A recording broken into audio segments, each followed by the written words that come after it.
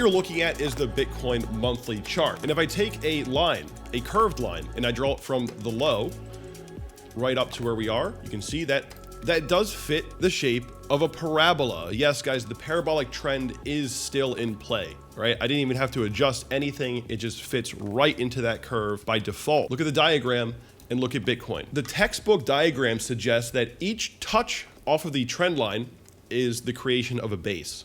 So base 1 is the bottom, right? It has to start somewhere. Base 2, the next touch right there, and base 3, which means Bitcoin is setting up for base 4. So here we are in October. Bitcoin has been going sideways for most of this year, but we're squeezing up on the edge of the parabolic trend line. And if you look, you'll see there's a lot of wicks right here below these candle body closes, tons of demand for Bitcoin right below 60,000. So it looks like the market has seen accumulation, and now we're gonna be looking for the next leg up, the creation of base 4.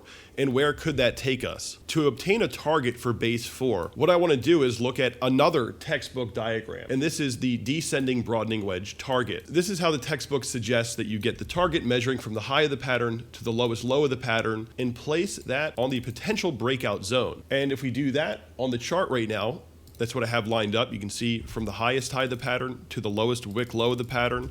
You take this, extrapolate it out of the descending broadening wedge, put it on the potential breakout zone, and it leads you to 90,000. 91,000 is the descending broadening wedge breakout target. If this is all going to play out, most likely 91,000 is the target for the creation of base 4. Bitcoin's parabola is actually still in play, always has been in play since the start of 2023. I just wasn't really able to mention it this year because every time I did, people complained or people were arguing with each other in the chat, but it's looking like we're setting up for the next leg, 91,000 before settling up, and then a blow off top in the 6-figure range. And that could be coming in sometime around Q2 of 2025. Does that mean it's the end of the cycle? Not necessarily. Anything is possible. And depending on what happens at base 4, what type of formation we get, how long we're sitting up there, that's when we can determine where the actual end of the parabola price target would be. Because here we have a descending broadening wedge. We use the textbook, obtain the $91,000 target. And to sort of just pick a target above that would be, anyone's guess. 124,000 is the number that I came to. But I just want to mention this, guys. On the monthly chart, the bulls are in control. There is a lot of momentum. And as I was saying on Twitter yesterday, this post showing something that one of our members in my Discord talked about in our morning voice chat in the Patreon Discord. He said he noticed that a lot of the months this year started with a huge dump and ended at the high. That was May. July started with a dump, ended at the high. August started with a huge dump to the lowest low, ended at a high point. September starts off with a huge dip, ends with a high. October, so far we started off with a nice dip. And at the start of this month, people very quickly said, oh no, October's canceled. We're going to zero. But as you can see today, the markets are bouncing. It's looking good. October may also end on a high note. Q4 is usually good for markets going into the holiday season, and especially the election season. I have these labels. I published this on TradingView. It's called U.S. Presidential Elections, Names and Dates.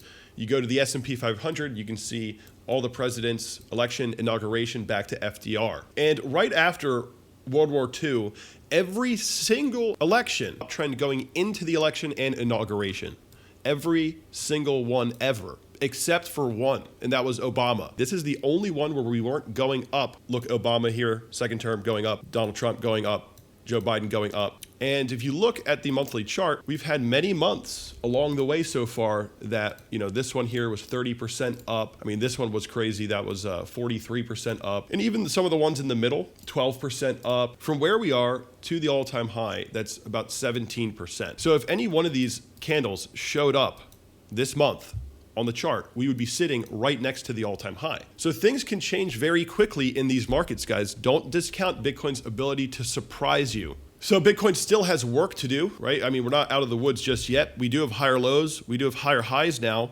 Still a lower high from the end of July, but we are starting to consolidate here. I think interest is increasing. The stock market's doing well overall. Looking at the S&P up close, you can see we're above the July all-time high zone. We retested it, bounced, looking healthy going into the election. If you look at the total three, the altcoin market cap, we're starting to break the downtrend that started in March So starting to get a little bit of a shift here for the alts, and in theory for the altcoins, we're looking at the next 10 weeks to get to the lower high range if we're going to be anything similar as the last cycle. Look, election, pump up to the lower high, right into the inauguration of Joe Biden. So this election, guys, we might be looking to pump right into the inauguration. So if you're positioned in the market right now, I think you're going to have a really, really good next few months. As long as things don't get too crazy around the world, or, you know, during the election for that matter, right? As long as things are somewhat stable, the markets are just chugging along, I think altcoins and Bitcoin are going to see nice runs very soon.